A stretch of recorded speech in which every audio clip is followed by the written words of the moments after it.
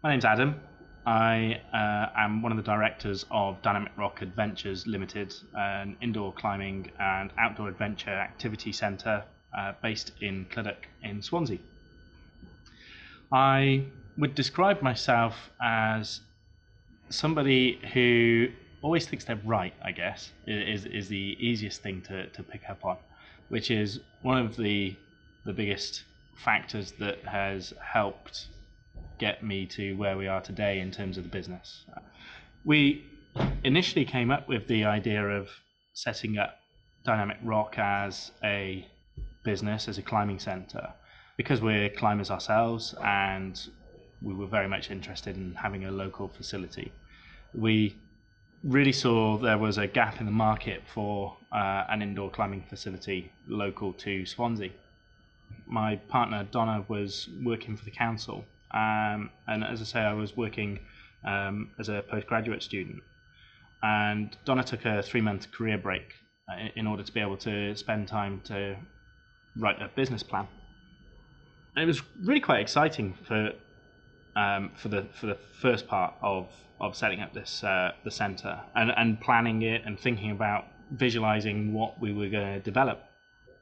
One of the biggest setbacks we had at the start was the fact that we couldn't actually find a building suitable enough to be able to put a climbing centre or house a climbing centre. It took us about a year to actually find a building that we decided was almost suitable. We went through 2 other buildings before this one and nearly managed to sign lease or purchase them, but for one reason or another they didn't go through. So it was at that stage really that we had now found a building and we needed money, because setting up a climbing centre isn't a cheap business. We really needed quite a bit of money, a region of about 300 to 350,000 at the time. And so we had to put together quite a concise package that involved lots of different parties. And we encountered a lot of issues with the build, especially with it being such an old building. One of the major ones was the fact that the building didn't have any foundations.